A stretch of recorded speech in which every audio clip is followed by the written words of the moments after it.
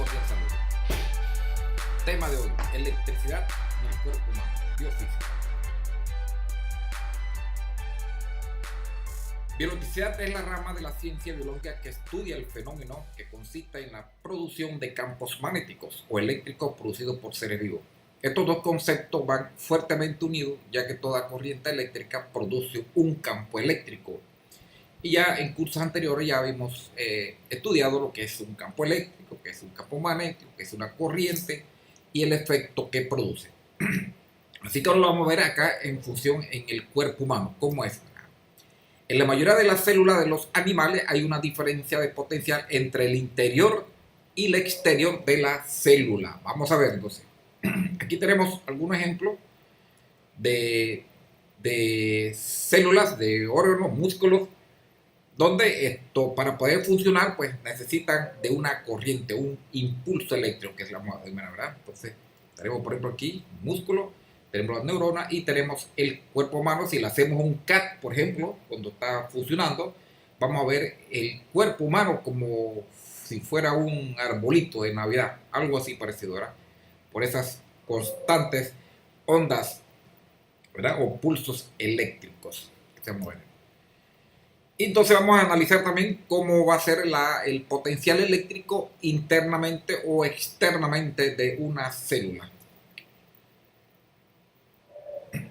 Veamos otro ejemplo, tal como habían anunciado anteriormente. Tenemos aquí la neurona, tenemos un pez aquí. Los peces tienen sus músculos, las contracciones para poder moverse y nadar con esos impulsos eléctricos, y también tenemos la anguila eléctrica, otro ejemplo de electricidad o bioelectricidad, ¿verdad?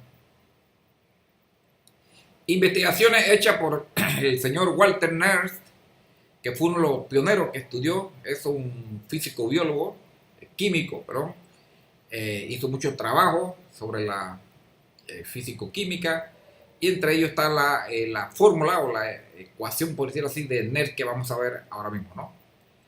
Así que, bueno, antes de analizar esa ecuación, veamos un ejemplo. Aquí tenemos entonces que tenemos dos comportamientos, o podemos simular que esta es una célula. Tenemos la parte interna, la parte exterior, como queramos verlo, o un recipiente con una división aquí, una pared que es permeable a ciertos iones.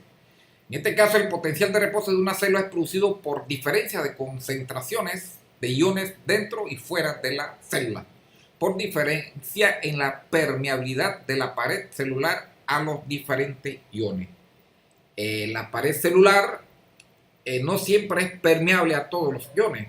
Por ejemplo, el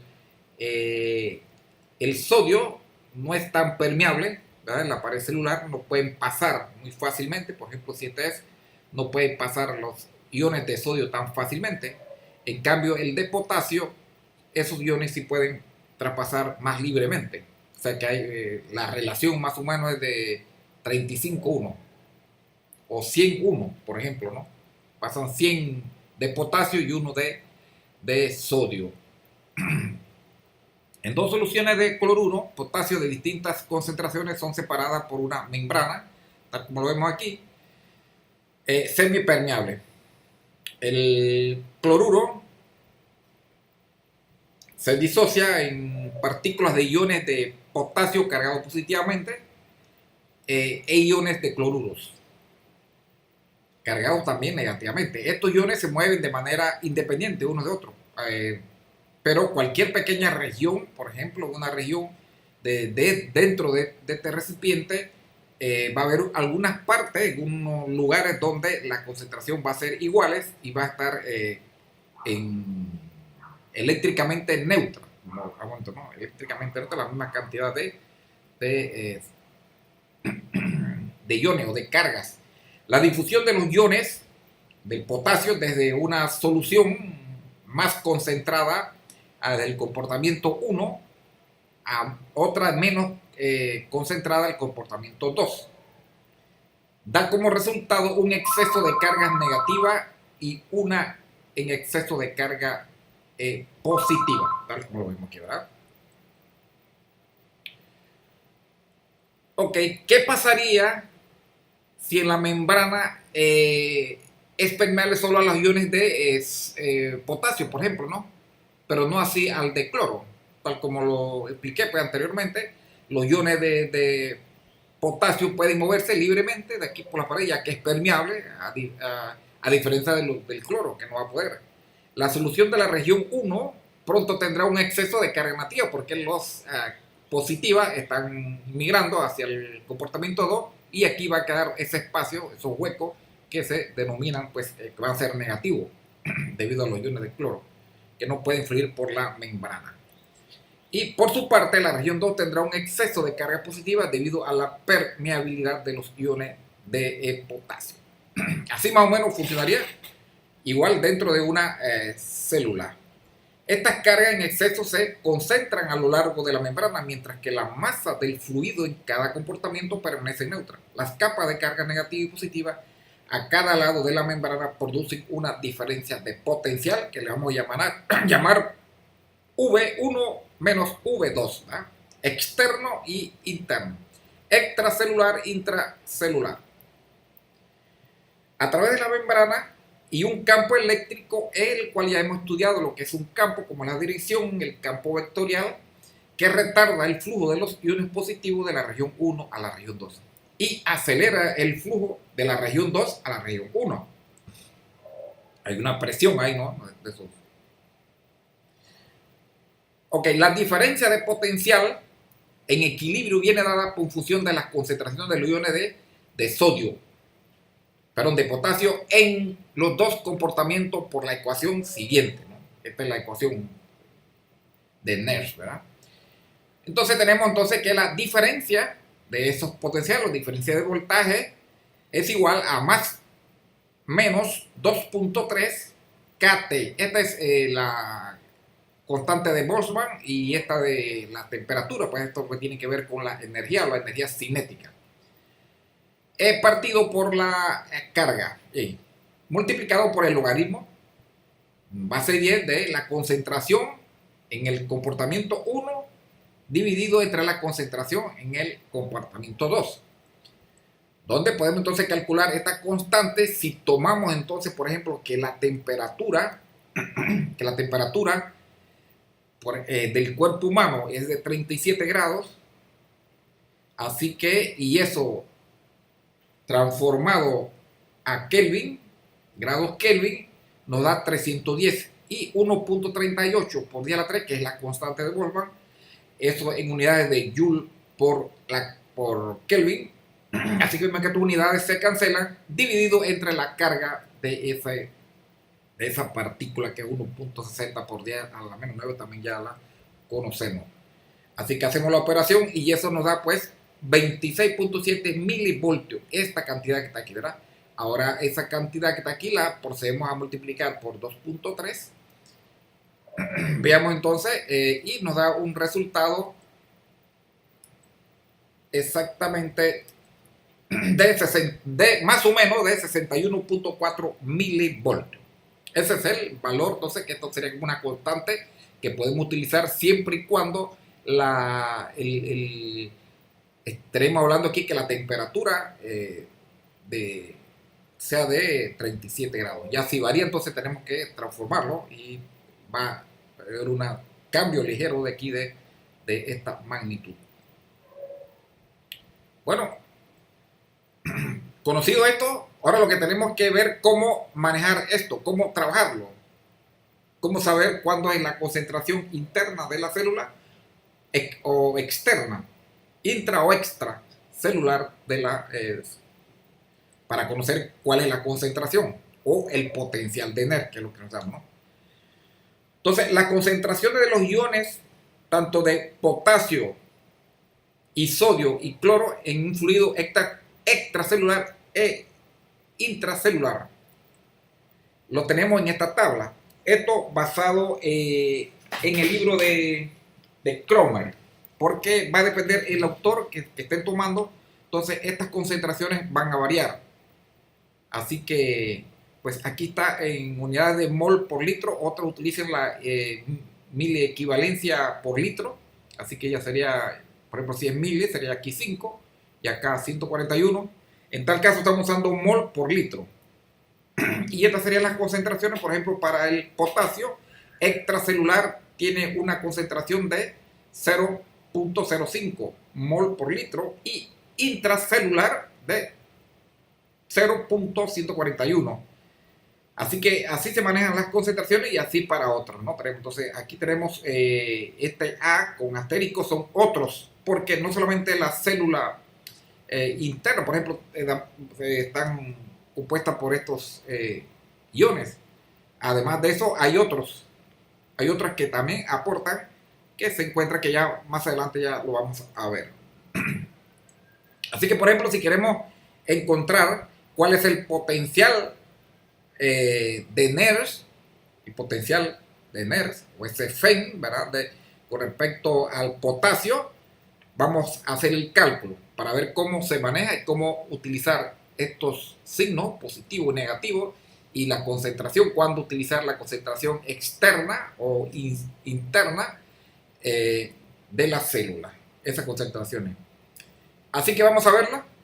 Un ejemplo para el potasio. Como vemos, entonces aplicamos la fórmula. Esta ya dijimos que es constante, suponiendo que esta es de 37 grados para el cuerpo humano. Así que vamos a colocar aquí la concentración, sería la concentración interna entre la concentración externa. Entonces nos vamos acá atrás para ver en la tabla. En la tabla tenemos que para la concentración extracelular del potasio es 0.005 y intracelular es de 0.141. Así que entonces procedemos a colocarlo. Entonces, extra. Entonces tenemos del potasio aquí, ¿no? Del potasio que colocamos cuando vamos a resolver esta ecuación. Esta es la intra. Así que entonces colocamos la concentración interna de la célula dividido entre la concentración externa de la célula. Y hacemos esta operación. Como hay mayor concentración de potasio internamente de la célula que fuera de la célula, así que entonces está, primero iría de la parte mayor, o sea, donde hay más concentración, a la parte exterior, que hay menos. Entonces, por ende, aquí iría la concentración interna, entre la concentración externa. Siempre el potasio tiende a ir hacia el gradiente, que sería hacia la parte exterior. Hacemos esta operación y entonces ahora, ¿qué signo vamos a utilizar? Aquí es importante, ¿verdad? Como el potasio, este ion positivo, está internamente en la célula y va en una gradiente hacia la parte exterior. Por ende, lo que vemos es que la célula internamente va a quedar negativo. Queda negativo porque es positivo interno y sale. Así que por ende está dejando negativo. Y así que aquí colocamos. Aquí este signo que se va a colocar aquí siempre va a ser el signo de cómo quedó la célula una vez de la difusión que ha pasado, ¿no? Ahí, ese es el signo que se va a colocar aquí. Internamente, siempre, recuerden esta parte, internamente. Ok, ¿qué potencial de NERS tendría la diferencia en la concentración de los iones, por ejemplo, para el sodio? Este es otro ejemplo que vamos a ver en sus dos comportamientos. Vamos a ver. Ahora si retornamos al del sodio, vamos a ver aquí la tabla del sodio. Del sodio tenemos que la parte extracelular es 0.42. Quiere decir que hay más iones de sodio en la parte extracelular que en la parte intracelular. Vemos aquí, ¿verdad? 0.0. Así que vamos a ver, entonces, como queremos ahora encontrar cuál es ese potencial de NERS entre esas dos diferencias, porque vamos a tener la diferencia externa, la diferencia interna. Para cálculo del potencial de NERS tomamos de referencia que la parte exterior es 0 con referente a la parte interna de las células. Así que así es la medición. Y como hay más concentración de sodio en la parte extracelular que en la parte intracelular, por ende los iones van a tender a entrar. Así que vamos a ver cómo, así como van a tender a entrar, ¿qué resulta? Que la parte entonces de la célula extracelular va a quedar negativa, negativa, y la parte interna de la célula va a quedar positiva. Así que entonces ahora colocamos en la siguiente, aquí lo tenemos entonces ahora como, esta es de dónde viene, ¿verdad? Que es la parte extracelular. Anteriormente para el potasio era al revés, aquí era en la parte interna versus la parte extra. Ahora no, ahora la parte extracelular de dónde viene hacia dónde va a quedar. Así que 0.142 dividido entre 0.010. Hacemos esta operación y vemos el signo. ¿Qué pasa? ¿Cómo quedó la célula ahora? Como los iones son positivos, así que la parte exterior quedó negativo y ahora la célula internamente va a quedar positivo y por ende vamos a colocar entonces el signo este que está aquí positivo. Y así es que se trabaja esta ecuación de Nash. Es importante esto, dominar esto que está aquí, cuando es extra o cuando interna. Cuando coloco esto arriba, cuando coloco esto abajo, denominador o numerador, ahí lo tenemos que analizar. Va a depender hacia dónde, qué concentración estamos analizando. Y el signo, pues, ver cómo quedó la célula internamente. Ojo, esto internamente, este signo es internamente de la célula. Ok. Veamos ahora entonces cómo funciona, cómo es ese proceso. Una vez que conocemos esa diferencia potencial aplicado con la ley de Nernst, hay otras fórmulas, está la ecuación de Goldman, Hodgkin y Class, que es esta solamente, la de Nernst es solamente para una sola concentración, por ejemplo para el potasio, para el sodio, etcétera, y cloro, ¿verdad? Podemos encontrar. Pero resulta ser que las células no solamente tienen eso, hay otras más, ¿no? Y cuando tenemos la concentración de todas, entonces habría que aplicar otra fórmula para saber cuál es la diferencia potencial donde intervengan todos los iones, tanto el de sodio, potasio, el cloro, el magnesio, todo. Así que esa no lo vamos a incluir ahora, pero para que sepan que existe para saber el total del potencial eléctrico, el FEM de esa célula. Aquí vemos entonces que tenemos una neurona con sus partes, tenemos el núcleo, la dendrita, este sería el filamento, que es el axón, recubierta, ¿verdad?, por unas que se lo denominan vainas, y estas conexiones aquí, que es donde se va transfiriendo el sonido, donde hay la entrada y salida de los iones. Y acá tenemos entonces la telodendrita, que es donde se comunica, donde hace sinapsis una neurona con otra. Es importante también saber que la velocidad de un pulso eléctrico es aproximadamente de 30 metros por segundo. Bueno, entonces el recorrido es el estímulo puede ser, ¿no?, un pinchazo, algo, ¿no? Entra al receptor, va a la vía aferente, aquí el centro integrador, ¿verdad?, después las vías aferentes, y después viene entonces para el efector, que son las células nerviosas que reciben el estímulo para ejecutar cualquier obra, ¿verdad? Así que más o menos eso es el proceso de ese pulso o de esa onda que va a recorrer, ¿verdad?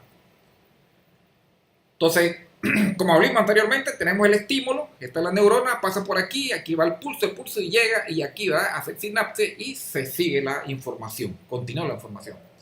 Entonces, estas son las tres etapas que vamos a ver cuando la membrana está en reposo, cuando la membrana se despolariza y cuando la membrana se repolariza. Vamos a ver estos tres partes separados independientemente para conocer el funcionamiento, cómo es el proceso de esa corriente eléctrica. Veamos entonces, tenemos el impulso nervioso que durante el reposo, ahora mismo estamos en reposo, que es la primera fase de las neuronas, se encuentran polarizadas. Significa que están positivo afuera y negativo adentro. El continuo accionar de la bomba de sodio y potasio, esta bomba no es más que la forma de que se pueda mantener una célula en ese equilibrio. Entonces la bomba de sodio y potasio simplemente que agarra 3 moléculas, 3 iones de sodio, lo va sacando y entra 2 de potasio. Ese es el funcionamiento de esta bomba de potasio. Va para mantener ese equilibrio. Como se habla de bomba, así que ella pues necesita de un combustible, una energía, que es la ATPasa, que es esa disfosfato de adenosina o trifosfato de adenosina. Se transforma de una a la otra esa es la energía, ese es el combustible que necesita para poder estar funcionando. Así que en este periodo vamos a tener 2 canales de flujo, que se le denominan canales de flujo o de paso, que no están controlados por voltaje. Entonces simplemente esos canales van a estar abiertos y, como hablamos, hay ciertas, por ejemplo, en el caso de las membranas, son permeables más al potasio que al sodio, en una relación de 10:1, por ejemplo, pasan 100 y de potasio y 1 de sodio. Así que más o menos esa es la relación. Ahora mismo estamos en esta estadía donde la célula internamente, como hablamos anteriormente, tiene menos 70 milivoltios internamente, en reposo, ¿no?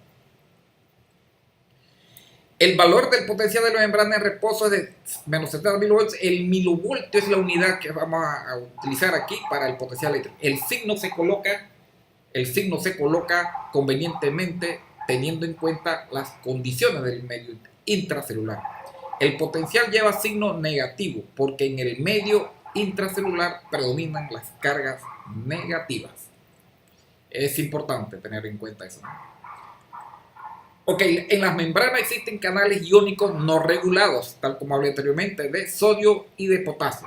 Significa que no son estimulados por choques de corriente eléctrica. Simplemente ellas están ahí y están dejando pasar iones tanto de sodio y de potasio.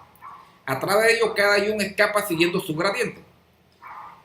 El sodio, por ejemplo, ingresa a la célula y el potasio, para el cual la membrana es mucho más permeable, ya hablé anteriormente. Sin embargo, las concentraciones iónicas se mantienen desiguales, pues la bomba de sodio y potasio trabaja permanentemente. Siempre va a estar ahí, ¿no? 3 saca y 2 entra de potasio. Entonces aquí vemos, ¿verdad? Ahora mismo nos encontramos aquí en reposo y aquí tenemos entonces los otros canales, aparte de los que no son regulados por voltaje, y tenemos ahora los canales que son regulados por voltaje. Tenemos aquí canales el de sodio y el canal de potasio, que ellos se van a activar, como dicen, regulados por voltaje. Significa que van a necesitar un cierto voltaje, una cierta cantidad que se van a activar para poder abrir o para cerrar. Así que vamos a ver cómo funciona. Bueno, aquí está la forma de medir, hablamos, ¿no? Asumimos que en la parte exterior es 0 y medimos entonces la diferencia con respecto a la parte interior y nos marca que es menos 70 milivoltios. Aquí es un poco más para profundizar sobre las bombas de sodio y potasio, ¿no? Que está potasio, que hablamos de las 3 moléculas que atrapa y 2 de potasio. Así que ellas con el combustible del ATP funcionan y hacen ese procedimiento de sacar y extraer, sacar y introducir, pero no, y para así mantener pues el equilibrio. y el funcionamiento también, ¿no?, de la célula. Sin eso, pues, no funciona. El mecanismo por el cual un estímulo desencadena el impulso nervioso consiste en una alteración de la permeabilidad de la membrana. Las membranas de las neuronas tienen canales iónicos regulados por voltaje, tal como lo vimos anteriormente, por el potencial eléctrico. Los estímulos abren los canales de sodio regulados por voltaje. La apertura de estos canales es muy rápida. Cuando se abre el canal de sodio, ingresa a la célula en forma masiva. A la célula en forma masiva. A medida que ingresa los iones de sodio, el interior celular se hace cada vez más positivo. Veamos aquí, ¿no? Una vez llegado el estímulo, por ejemplo, como hablé anteriormente, un pinchazo, tocó algo caliente, movió el cuello, la contracción, por ejemplo, del corazón, todo eso son impulsos, son señales que llegan a la membrana, a la célula, y se activan. Entonces, en este caso, como estamos hablando que son controlados, ¿verdad?, son controlados por voltaje, así que una vez que llegue ese estímulo y active, que esa señal más o menos tiene que ser de 55 menos 55 voltios, milivoltios, para que ese canal se abra. Entonces, este es el umbral aquí, ¿no? Aquí, justo aquí se tiene que abrir. Entonces, aquí también se habla la ley del todo o nada. O es 55 para que funcione o nada.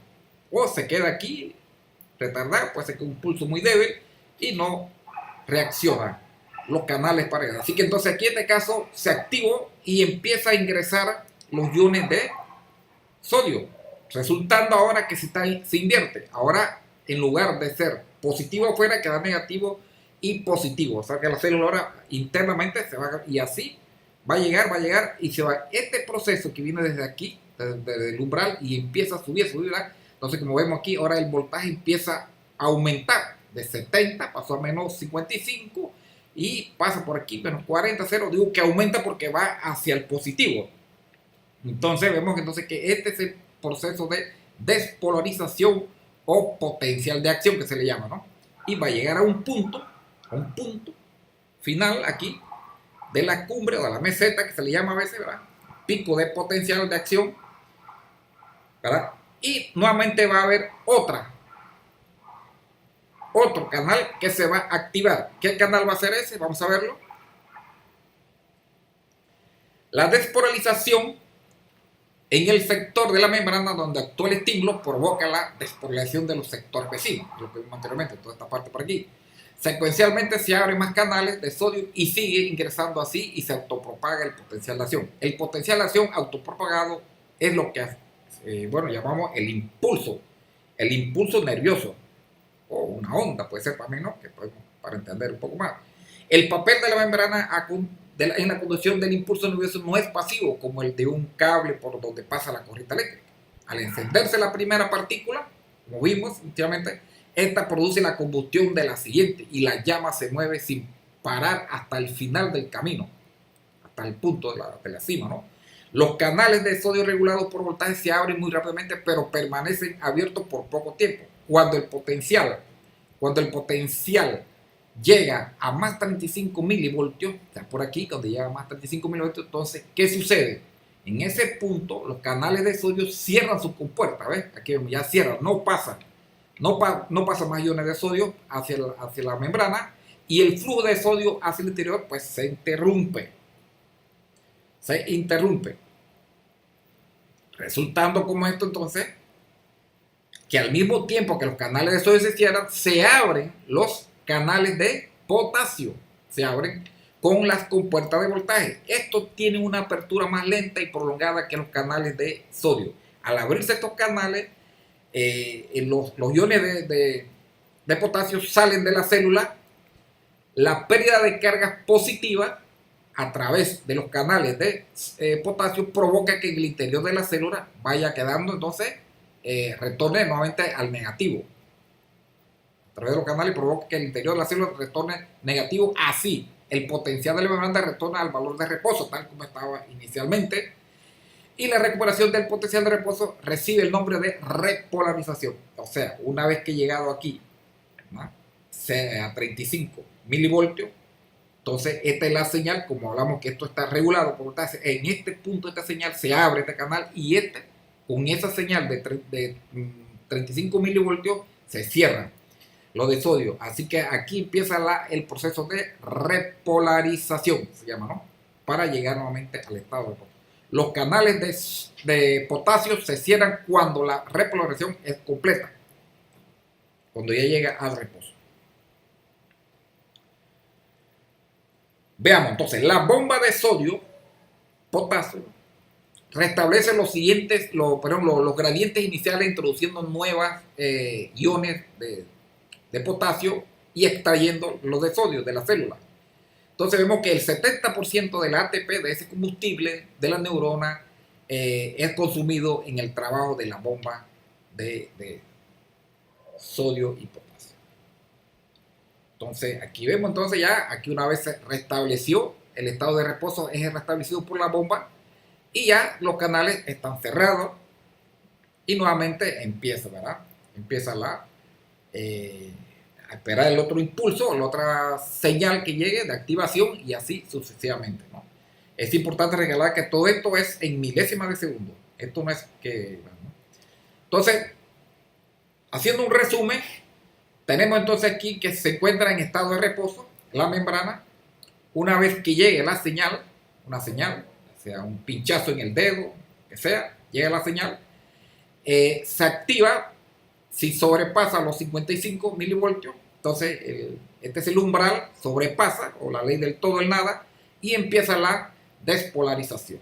Una vez llegado acá al punto de ¿no?, cuando llega a los 35 milivoltios, se cierran los canales de sodio y se abren los canales de potasio.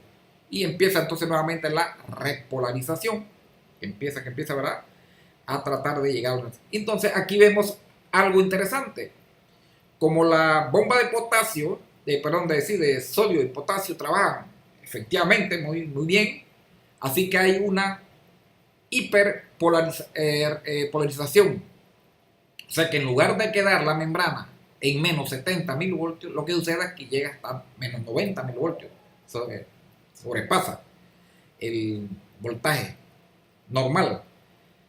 Así que entonces aquí nuevamente tienen que entrar en funcionamiento las bombas para normalizar y nuevamente llevar a esa membrana al estado de reposo de menos 70 milivoltios. Así que en ese espacio, pues, aquí en este espacio de aquí a acá, no puede recibir ninguna señal porque hay una super voltaje, sobrepasó el límite aquí que estaba aquí en menos 70, así que no recibe señales, queda bloqueado. Pero esto rápidamente las bombas trabajan y nuevamente llega a normalizar. Así que este es el proceso de cómo son las ondas o la corriente eléctrica, cómo funcionará dentro del programa. Vamos a ver algunos ejemplos ahora que ya, una vez conocido todo esto. Supongamos que la concentración intracelular del cloro fuese de 0.025 mol litro. La pregunta es, ¿cuál sería la concentración extracelular si el potencial de NERS debido al cloro fuera de menos 72 volts? Entonces aquí está interesante porque ahora lo que nos piden es saber cuál es la concentración extracelular. Y ya nos están dando cuál es el potencial de NERS, ¿verdad?, la diferencia de potencial. Si ponemos el voltímetro respecto a la célula en la parte externa y colocamos en la parte interna y nos dio que es menos 72, ya nos están dando ese potencial, ese voltaje. Igual nos dicen la concentración, cuánto es interna. Así que bueno, vamos a proceder a encontrar cuál es esa concentración. Bueno, aquí tenemos la fórmula de NERS. Esta fórmula de NERS, que ya esta es una ecuación, aquí no nos han dicho, pero aquí asumimos que la temperatura es de 37 centígrados para el cuerpo humano. Logaritmo, entonces nos piden cuál es esta concentración extracelular. ¿Ah? Y todo eso es igual a menos 72 milivoltios, que es las condiciones del problema. Entonces, bueno, aquí simplemente ya empezamos y aplicamos algunos conocimientos de la fórmula para logaritmo y se realiza como sabemos, ¿no? Aquí podemos hacer esta, sería, podemos colocarlo de esta forma para que se nos sea más fácil. Aquí lo tenemos, entonces ya esto pasa dividiendo acá, pasa dividiendo, se lleva el signo porque estamos hablando del cloro. Así que ahora el cloro, ¿cómo va a quedar la célula? Si el cloro por ejemplo tiende a entrar, así que como el cloro es negativo, deja positivo afuera y negativo adentro. Así que entonces aquí vamos a tomar el negativo, pasa dividiendo el logaritmo de esto. Así que ahora procedemos a hacer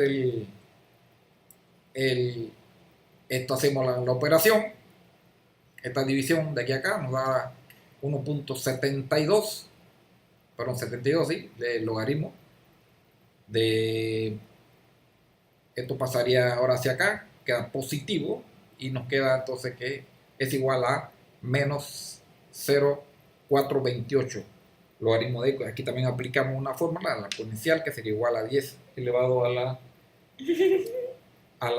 0.428 igual x. De aquí despejamos y encontramos entonces que x igual a 0,373 y reemplazamos efectivamente, entonces ya encontramos la concentración extracelular